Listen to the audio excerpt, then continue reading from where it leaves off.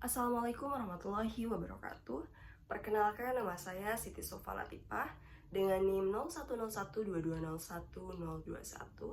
Prodi Pendidikan Agama Islam, semester 6A Kuantitatif.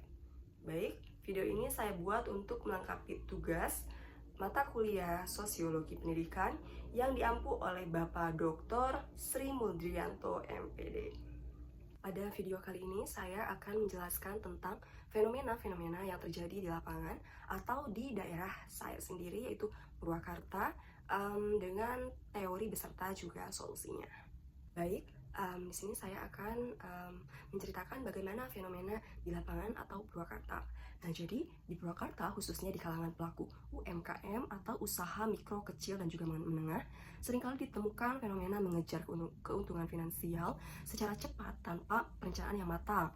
Nah, misalnya seorang pedagang makanan di Pasar Rebo Purwakarta mungkin tergoda untuk mengambil pinjaman online dengan bunga tinggi untuk memperbesar usahanya, berharap dengan seperti itu dapat memperoleh keuntungan yang besar dalam waktu yang singkat. Namun, jika penjualan tidak sesuai harapan, mereka akan terjebak dalam lingkungan hutang yang sulit diatasi. Nah, juga ada contoh lain seperti seorang petani di daerah pedesaan Purwakarta, contohnya pesawahan, mungkin tergiur untuk menanam komoditas tertentu hanya karena harganya sedang tinggi, tanpa mempertimbangkan resiko gagalnya panen atau fluktuasi harga pasar. Kemudian ada juga teori yang saya cantumkan, yaitu salah satunya itu teori harapan atau yang disebut juga ekspektansi teori. Nah, di sini dijelaskan kalau pelaku UMKM di Purwakarta mungkin memiliki harapan yang tinggi akan keuntungan finansial, tetapi kurang mempertimbangkan usaha dan resiko yang diperlukan untuk mencapainya. Mereka mungkin meremehkan kesulitan dalam menjalankan usaha dan juga mengabaikan kemungkinan yang gagal. Kemudian ada juga teori alokasi sumber daya atau resource allocation theory. Alokasi sumber daya yang tidak efektif dapat menyebabkan masalah keuangan. Misalnya, seorang pedagang mungkin menginvestasikan terlalu banyak dana dalam satu jenis produk tanpa diverifikasi sehingga rentan terhadap kerugian produk tersebut sehingga tidak lakulah produk tersebut. Kemudian akses yang terbatas pada informasi akan pelatihan manajemen keuangan juga dapat menjadi faktor penghambat. Konteks sosial ekonomi Purwakarta. Di sini disebutkan bahwa tingkat pendapatan masyarakat di Purwakarta yang beragam dapat mempengaruhi perilaku keuangan. Mereka yang memiliki akses terbatas pada modal dan informasi keuangan mungkin lebih rentan terhadap jebakan hutang dan pengambilan keputusan finansial yang buruk. Kemudian, kurangnya akses pada pelatihan manajemen keuangan yang terstruktur juga menjadi masalah, ya. Kemungkinan solusi di sini juga saya mencantumkan kemungkinan solusinya, ya, khususnya itu di Purwakarta dengan jenis masalah yang tadi saya sebutkan, yaitu UMKM.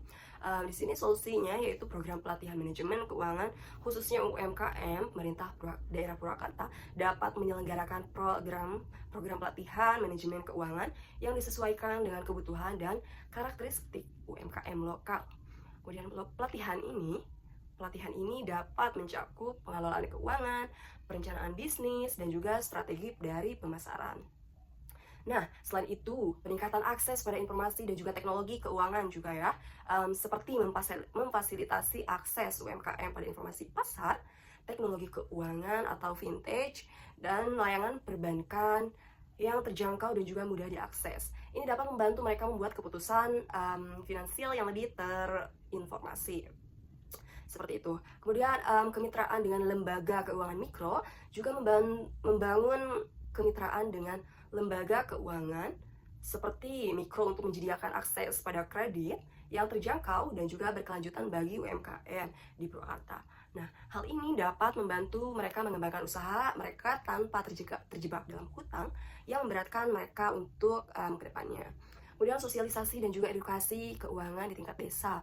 Melakukan sosialisasi dan edukasi keuangan secara langsung di tingkat desa sehingga informasi dapat sampai kepada masyarakat yang lebih termasuk mereka yang memiliki akses terbatas pada informasi. Nah, jadi dengan fokus pada konteks Purwakarta ini, solusi-solusi ini lebih spesifik dan juga dapat diimplementasikan secara efektif untuk mengatasi masalah keuangan yang dihadapi oleh masyarakat di daerah Purwakarta. Seperti itu. Baik, mungkin hanya itu saja yang dapat saya sampaikan.